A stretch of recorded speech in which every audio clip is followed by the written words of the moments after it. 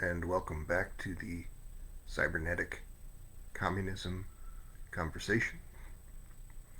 I'm Johann Ben Zion, a voice crying out in the wilderness, crying out for a technological New Jerusalem, emphasis on the technological. There's no point in discussing a lot of cultural business, uh, pie in the sky, afterlife, God belief kind of things. It doesn't help us to build a livable world in the few short years, as this title suggests, that we have left before we reach runaway overheating, caused by these very people who do focus on this. This system of omnicide was built by the US. All of those single-use plastics, the technology behind this was thought up by U.S. engineers and scientists. All of the much of the technology behind things like oil extraction and combustion engines came out of the minds of those very people, or people closely allied in other Western countries. This system was enforced. That's to say, the military-industrial complex, the world's worst polluter. Of course, it's far worse than that because their only real job on the world stage is protecting all the other super polluters, all of the people who became obscenely wealthy by doing this thing, killing the planet. They are above reproach for the most part, but they don't care about the reproach. They are above being brought to justice for their crimes. That's what they care about. Elon Musk doesn't care whether you think he's a boy wonder genius tech guy or jackboot. He doesn't really care at all. He cares about protecting private wealth and growing ill-gotten private fortunes. And this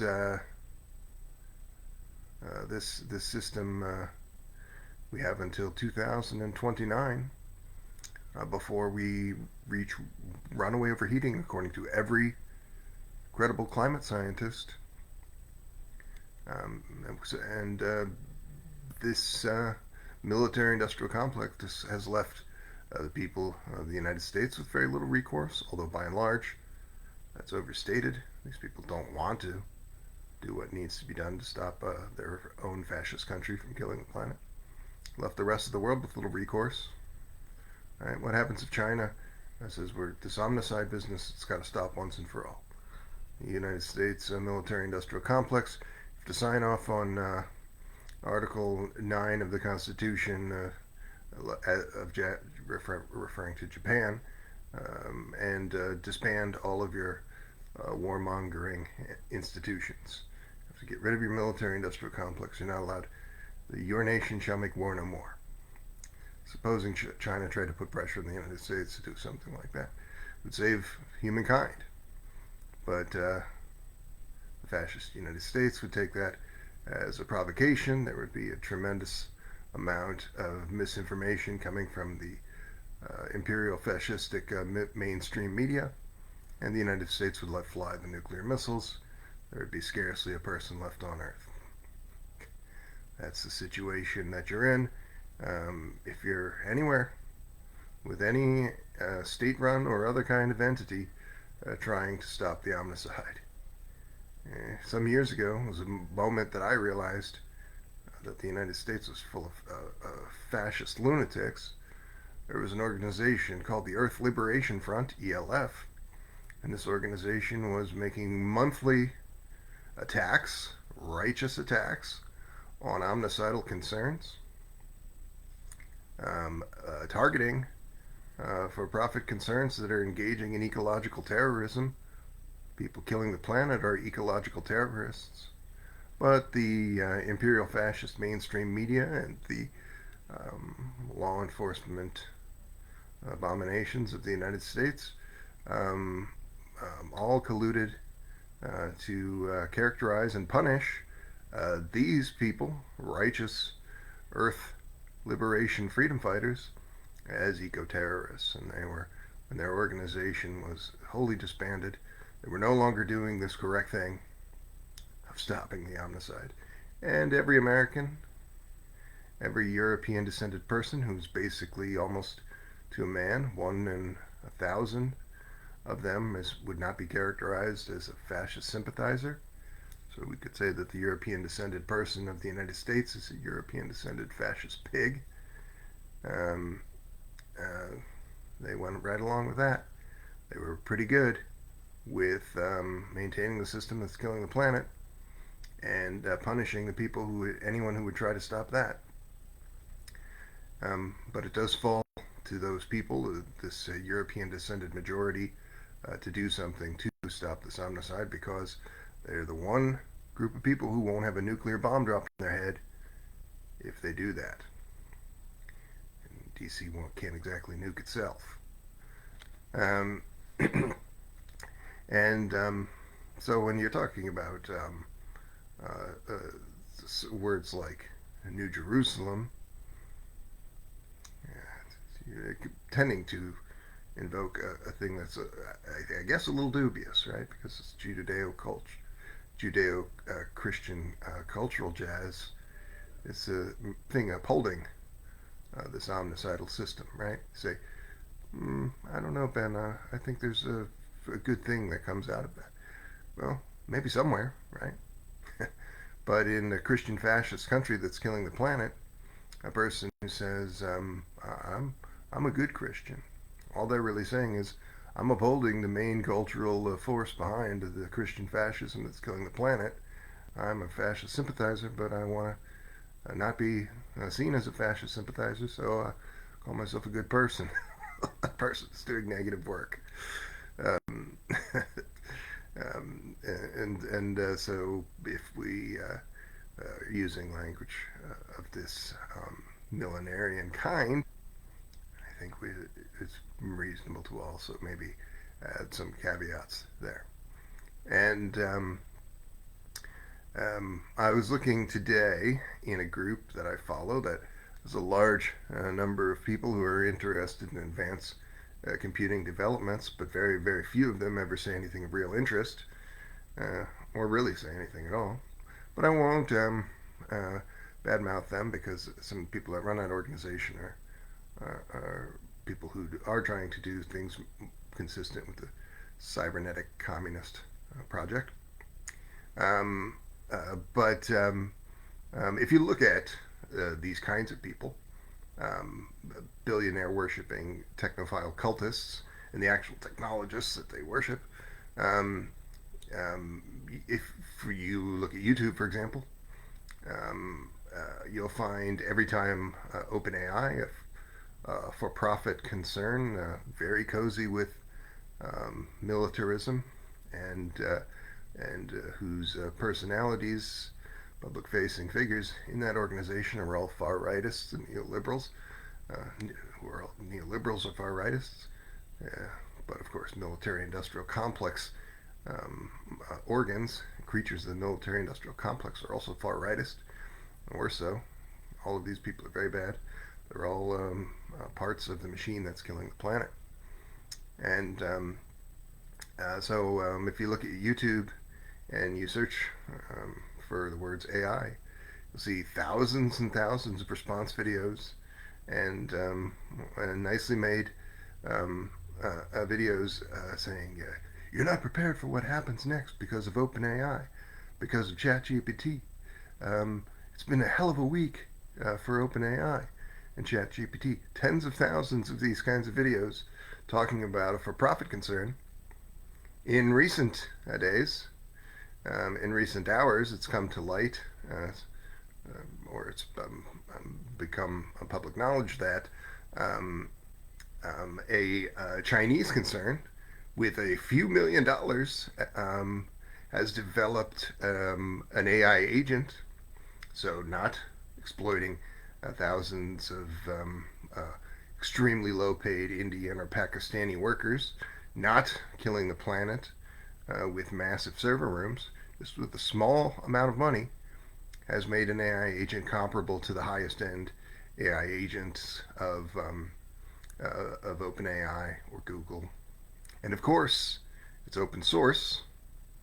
The further afield you go from the imperial core, the fascistic Imperial West, um, the more likely you are finding people doing real work, building things like open source and non-for-profit sectors, rather than just participating in the murder of the planet, as a Westerner does. And so this Chinese AI lab is called Deepseek, and they released to some fanfare an open source version called Deepseek R1, and it has high-level reasoning abilities that by every assessment and by their claims perform as well as OpenAI's O1 on certain AI benchmarks, and that is substantial, as I said, because it was made for almost no money relative to the development of such things in other um, um, um, in other AI labs, the militaristic and for-profit Western AI labs. Some specs.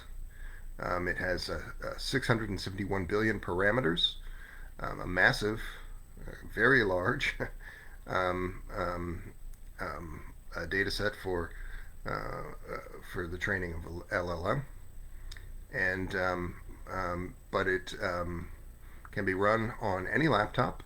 It's less GPU dependent than many other open source um, LLMs, and this is something that could be quite transformative in the way that these billionaire bootlicking technophiles on YouTube or in Facebook groups of this kind, and just in your news feed generally, um, will claim that some Western concern is transformative. This is something that could actually be transformative.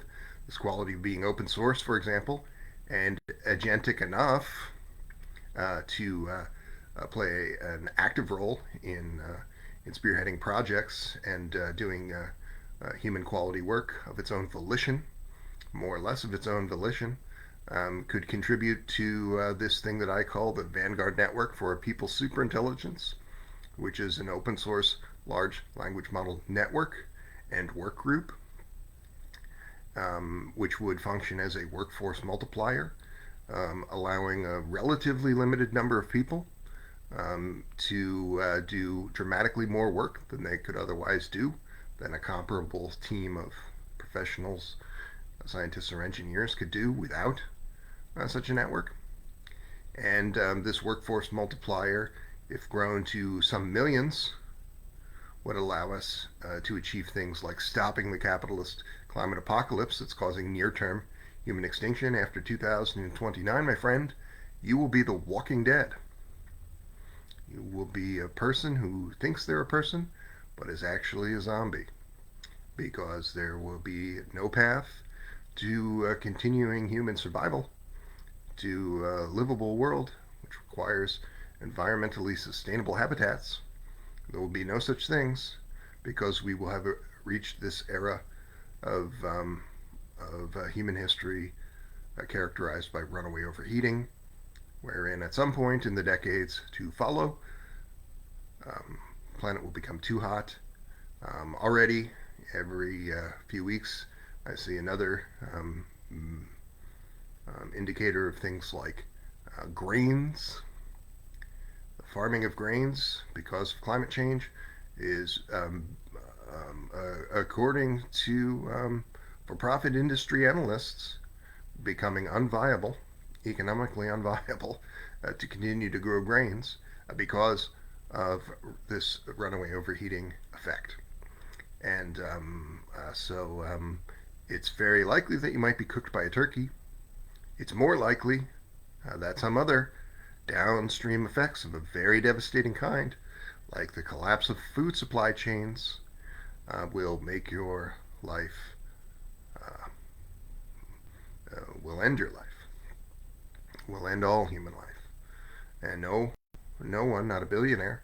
A billionaire might live another month longer than you in that circumstance, but no one is going to be able to avoid or very well predict those downstream effects, and certainly not avoid their consequences. Um, and so it is of the highest importance that we do this thing, which is transform the industrial bases, the capitalist industrial bases, which is really a crime of the West, right? This system, the United States is 4% of the world's population. The European descended person generally is 9% or less, somewhere between 8 and 9% of the world's population, if I'm not mistaken. And but these people are responsible for not just building this system and maintaining the system, but benefiting from this unsustainable industrial sectors. Other countries have built more sustainable things or have not built such capitalistic industrial bases at all. Um, and so this whole planet and is very likely to die for the sins of the Christian fascist, Judeo-Christian fascist. And this um, uh, sometimes a person will say to me, Ben, I don't think everyone will die. I think that there will be some remnant of millions who will not die. And never mind the fact that it's extremely unlikely that this mope with no money will be in that remnant. You'll be the one to die, but so you're saying, I don't care if I die, as long as some billionaires live. That's a stupid thing to say. But consider also that that is an insanely racist thing to say, because all the people who have died and been displaced, which is in the many hundreds of millions, many millions who've died, and many tens of millions who've been displaced by the present day capitalist climate apocalypse effects. Those are predominantly people in the global south, people who did not commit these sins, who did not support or build these industrial bases, who have a very low footprint relative to the Western European descended fascist pig. But they nevertheless are the ones who have not the resources or who have had the ability to build infrastructure. Um, it's not that they lack infrastructure, right? Their ability to build infrastructure was handicapped and destroyed by anti-communist attacks on their countries, by things like debt traps of the IMF and World Bank, and other neo-colonial garbage. The whole Western structure of this so-called U.S. rules-based order is little more than such violence, neo-colonial and colonial violence. And this, so when you say I don't think everyone will die, you're saying something that's probably not accurate, because we're on track to seeing everyone die. No one, if the planet Earth is transformed into something that is, for all intents and purposes, more like the planet Venus, doesn't matter if you have some many millions or billions of dollars. You can't build. You cannot possibly build something that would survive that. And other human beings who are going to die because of you, the billionaire or mega millionaire, will descend on you and tear you to pieces like so many harpies. So there's virtually no chance of anyone surviving in that circumstance. So it behooves us all to consider what we could do to avoid that bedlam. And one thing that we can do, as I've said, is building a people's superintelligence, this open source large language model work group to many millions. At 100 million users, I think we would have something made up of many AI superpowered work groups interlocking that would be strong enough to put the pressure on these offending sectors to, say, dissolve the U.S. military industrial complex and the Western military industrial complexes, and to refashion, reorient, and largely dismantle the other offending sectors. We could not, in one fell swoop, end all fossil fuel products without causing supply chain collapses, but we could get rid of about 98% of them tomorrow without causing any such harm to human beings. So that is what we must do. We must do it in more or less that way tomorrow. Any further delays, and by and large, what these billionaire worshipping technophiles, these terrestrial cultists, are doing in this world is greenwashing, tricking people in the way that Elon Musk has tricked people into thinking that building another super polluting sector like that of electric vehicles is somehow an answer to the problems of the climate apocalypse. It's not even reforming anything, and it's making things worse. That those vehicles are no more sustainable than any other vehicle. You're just adding more unsustainability, but tricking people into thinking that that is somehow solving a problem. And by and large, these technophiles, like the people I've uh, mentioned a few times on this show, the techno-Gaianists. If you go to this techno-Gaian group, you'll see people talking about a speculative technology that does not really exist, or for all intents and purposes does not exist because it would not be rolled out at a global scale in the 5-year time frame that we have left before we reach runaway overheating. So what they're really just doing is greenwashing, distracting people from the actual necessities to do with the environment, which would be transforming these offending sectors. First and foremost, abolishing the U.S. and Western military-industrial complex abominations, and then um, um, um, dramatically reforming and basically abolishing the fossil fuel sectors and livestock system sectors in to the almost the same degree. In this also necessarily in this whirlwind fashion. So 100 million users in a dramatic workforce multiplier, people's super intelligent formation, made up of things which are not even generally intelligent by the standards of 2025. It is quite incredible that there are things like Deepseek in this world that have a modicum of AI agency and are open source that you can run on any computer. That is quite incredible. But it is not something that is able to mimic the highest level of scientists or engineers in every particular. But what it is able to do is work with other AI agents in such a way that would allow for this workforce multiplication. So I refer to this as a Sleeping Beauty principle.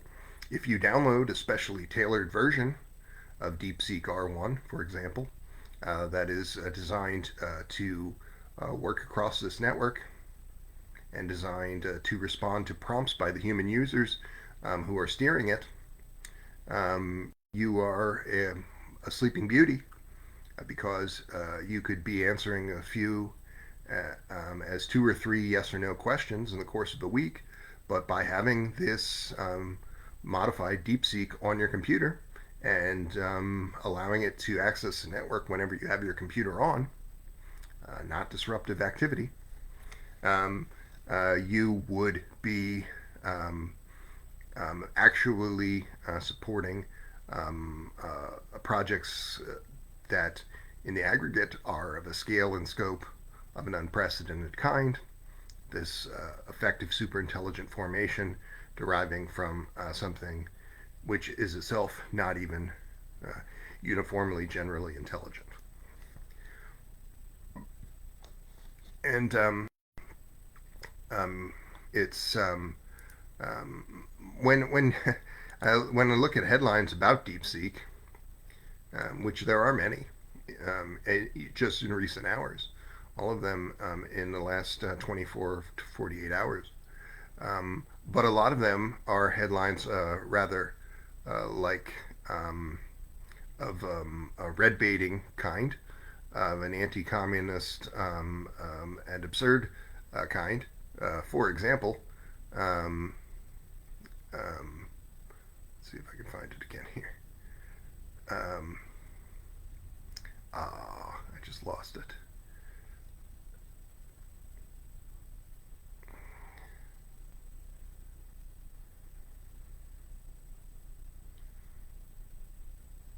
Basically, the headline was that this. Oh, you might have heard some good things about Deepseek, but consider that this is actually created by a Chinese startup, and anything Chinese must obviously be bad because I only listen to CIA talking points coming out of garbage mainstream media. And so I don't recognize that my country is fascistic, the United States is fascistic, and China is a more state socialistic form than really any in existence, and certainly playing a role on the world stage of a scale that could advance state socialism in a way that nothing else in existence could at present. But So this kind of article, this kind of headline, which you'll see over and over again, with in anything to do with China, says, "Well, China bad," right? And it doesn't explain why that would be bad, why a small a small LLM that is open source could possibly be a security risk to you relative to anything else on that basis, just because China bad, which of course is just bourgeois propaganda to draw focus, and it has successfully done this away from the actual criminals of the imperialist West. Um, and oh, I think I do have this headline. Uh, well, um, so the applications of something like DeepSeek are quite significant. For example, it can be run on not just computers that are not running um, um, with LLMs that are LLM capable by the standards of 2024 that have GPUs on them, but any computers, but not just any computers. Basically, any digital device runs well on smartphones, for example, which is not something that you've generally seen with LLMs of other things. So that allows for the possibility of building this ad hoc form of the people's superintelligence. I've described basically two models for building the people's superintelligence, which could be overlapping and interoperating. Both models could be built at the same time, that's to say. One would be an ad hoc model that uses this minimally designed, especially tailored open source large language model um, um, um, with relatively little modifications. All the open source large language models already have a prompt element. So this prompt element being oriented for mass work is not a major rewrite of that script.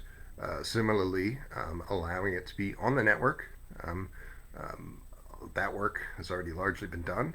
So there's some work that would need to be done there, but also not the largest of rewrites. Um, but another way to do this, working with these bulkier, or working around the problems of these bulkier LLMs requiring GPUs, would be to build a progressive web application that uses other services that allow for virtual GPU use at a large scale. And this would allow, by the standards of 2024, as I was thinking of this, to would allow you to access this from any device. But now we have AI agents that would not require that high degree of development. So you could build this thing that is the more ad hoc form for any device based on this new development from the Deepseek smaller LLMs. So that's a significant development. There are increasingly abilities to be indexing and better understanding data on your own machines as a result of this.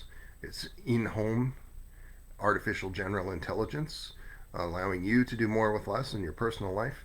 And consider that AI agents and a greater quantity of general intelligence in your life will allow you to do a better class of work, allow you to be more, perhaps more financially stable than you are now. But consider that this move from, say, earning $20 an hour as an IT professional to $75 an hour as an IT professional, as you might as you have an array of generally intelligent agents at your disposal, is might be good for you, might allow you to live more comfortably. But in that ticking time bomb scenario of the capitalist climate apocalypse, it matters very little whether you earned $0 an hour or $20 an hour or $100 an hour if we are still on course to seeing total human extinction in our time. So we have to think about this in the more socialistic way, in the context of uniting the masses, that is to say, a collectivized mindset, necessarily, because without that, what we see is limited effects of you making a little more money. It still has the same end result, which is total human extinction. It doesn't matter that you were sort of richer than me when we're all dead.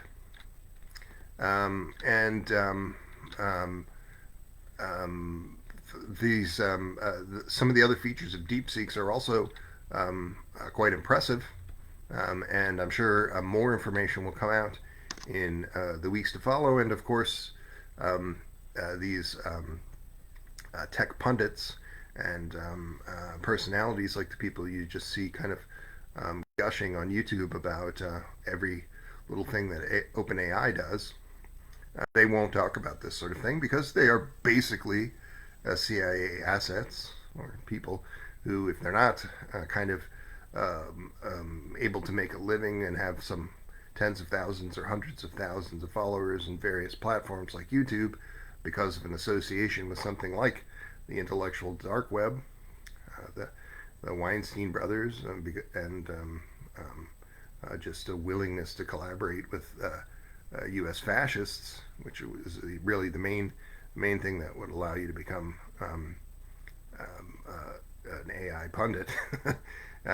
If they're not those sorts of people, actual CIA assets, basically, then they're people who are doing the work of a CIA asset out of the goodness of their heart, idiots.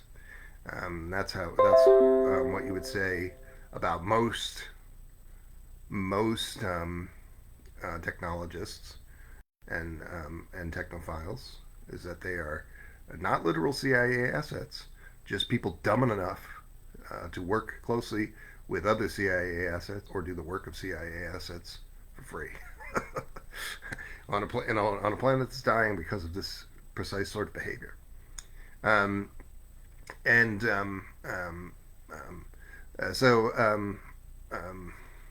Well, I guess I will say a few words about this open source large language model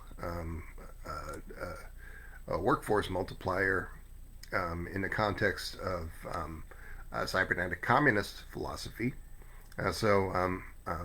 The basics of cybernetic socialism and cybernetic communism have been pretty well understood for about a half a century. Paul Cockshott, who wrote the book, so to speak, on cybernetic socialism, um, called Toward a New Socialism. And you can read that. I'll share an audiobook link to that as well. You can support him, who he's still living. He's not a young man, but he's still living. That book was written in 1991, for example. And other projects of a similar kind and requiring the same level of understanding of planned economies and cybernetics had been spearheaded well before that, such as the one that I often refer to, um, undertaken by Salvador Allende and Stafford Beer, a famous cybernetician who was not a scientific socialist, was not an overwhelming supporter of state socialism, who was not someone who aspired to be um, building full communism, um, who was more of a bourgeois cybernetician, but someone who said, well, here is an opportunity to put these things that I've devoted my life's work to, the building of more elegant systems, um, in, in, um, in practice by working with this elected Marxist-Leninist leader, Salvador Allende, to build this technological planned economy. So that was a project that was not just envisioned and written about in the 1970s, was actually being rolled out. The technological planned economy was actually being rolled out by Salvador Allende's administration from 1971 to 1973. And for-profit sectors were being rolled up and socialized and turned into parts of this technological planned economy that would have served the Chilean people. People like Henry Kissinger and other imperial fascistic archfiends and mass murderers of the United States, particularly, saw this happening and said, we can't allow this technological planned economy.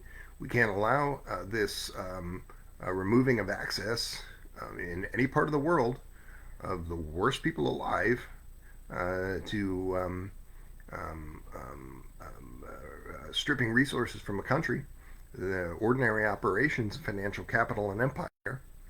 We can't allow that to happen. So they attacked Salvador Allende and Chile, literally, and installed a fascist dictator. The United States, over and over again, engages in anti-communist sabotage and open warfare, and installs fascist dictators as long as those fascists are friendly to the extraction of resources from their country. They won't support any fascist, just the most crooked of fascists. Um, and so, how could you say that that country, the United States, is anything other than fascist when its defining attributes are are fascistic, anti-communistic wars, and sabotage, and the installation of fascist dictators? This United States is the world's worst fascism in history, far worse than that of Nazi Germany, for example, because the United States has killed 300 million people in its history, many of them in living memory, in such anti-communist wars and wars of theft.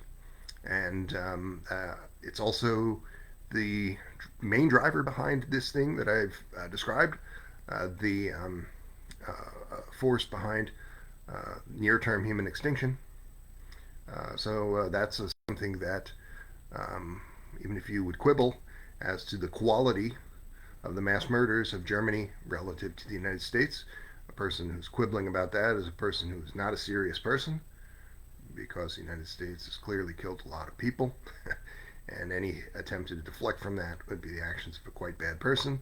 But even if you do quibble about that, there's no quibbling about the fact that Nazi Germany got nowhere near causing the total extinction of humankind as the United States has successfully done in the decades since.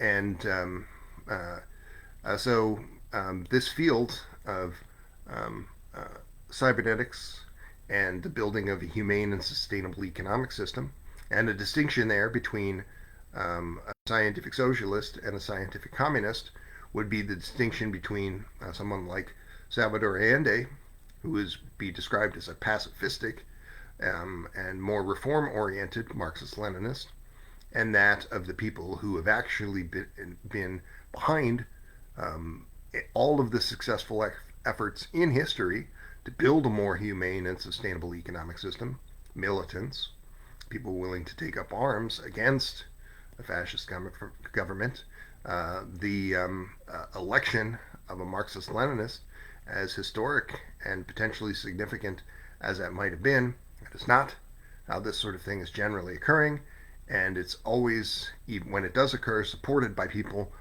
more militant than Salvador Allende. People actually, a person who is stipulating in advance that you must be pacifistic is not your comrade or ally, right? Because that is a person who is that is a person doing more violence in this ticking time bomb scenario than the violence that they are pretending to be against, because they are standing in the way of stopping the ultimate violence of the omnicide, the total human extinction.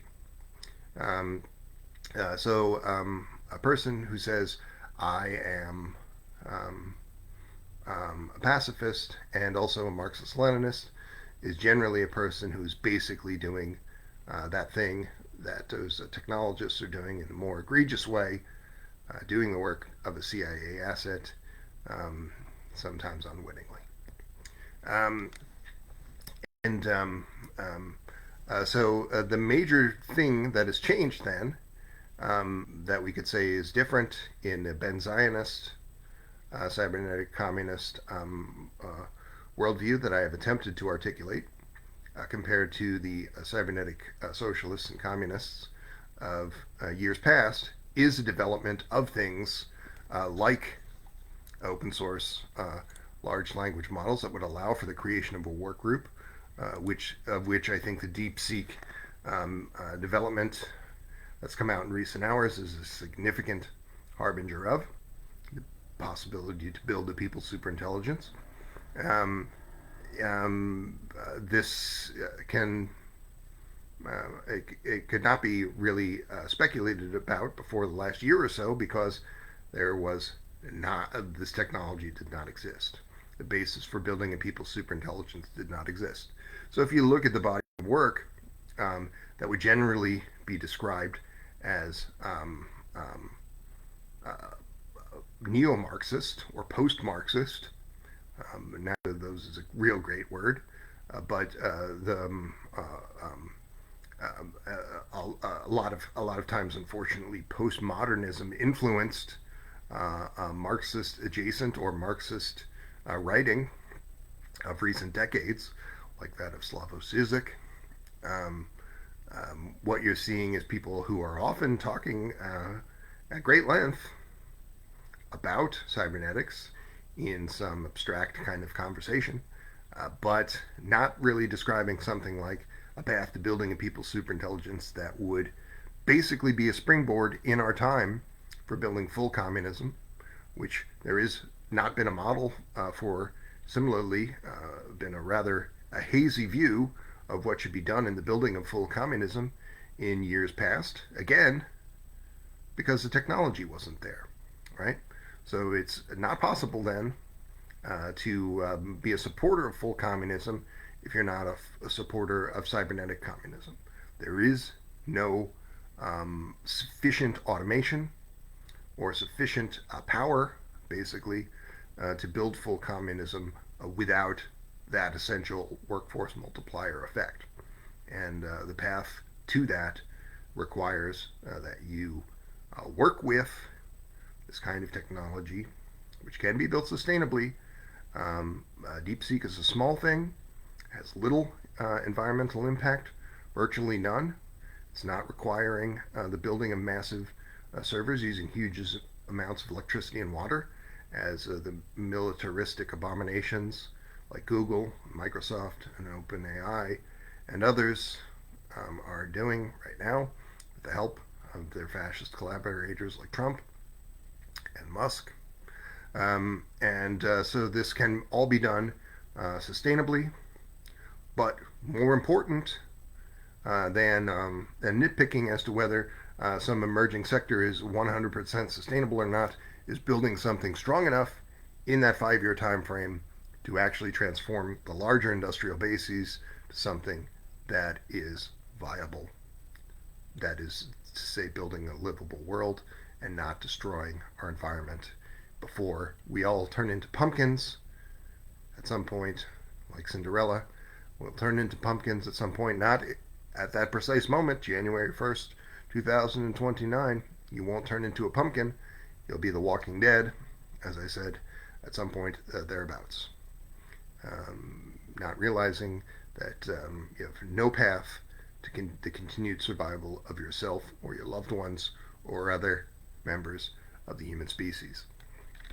So I hope that I can do what little I can to articulate this cybernetic communist project, its exigency and significance, and also to impress upon you that things other than just stopping the capitalist climate apocalypse can be achieved by this dramatic workforce multiplier, the open source large language model operating network operating on that Sleeping Beauty principle, this vanguard network for people's superintelligence. Other outcomes besides merely stopping a very bad thing from happening, such as building AI-powered sectors that are able to, for example, AI-powered single-payer, an AI-powered single-payer public health service will be able to cure more and more diseases, and ultimately, in doing so, also stop the ravages of not merely disease but also decrepitude, leading to something in short order that's been referred to as longevity escape velocity. But longevity escape velocity for all, that is universal super longevity, that is something that an AI powered public health service operating on that single payer principle could easily do in the course of the next few years, the next few decades, certainly in the course of the 21st century. Universal super longevity is not something that human beings have rationally dreamed of before very recent times.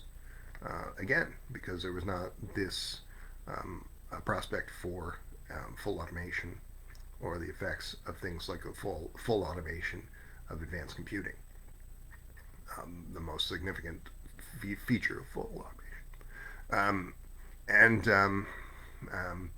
Even that is a modest, by the standards of, say, the late 21st century in this AI-powered world, that would be a modest outcome, seeing universal super longevity or stopping the capitalist climate apocalypse.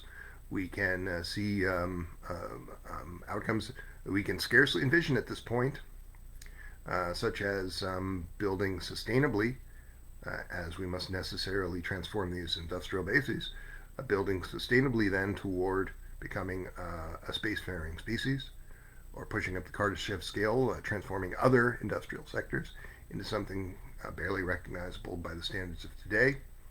The artificial intelligence singularity is nigh, and wonders to behold beyond imagining. And on that fateful day you will rise and build the technological New Jerusalem on AI Day, and all humankind will become as one. For you see, my dear comrade, very soon techno-communism will win.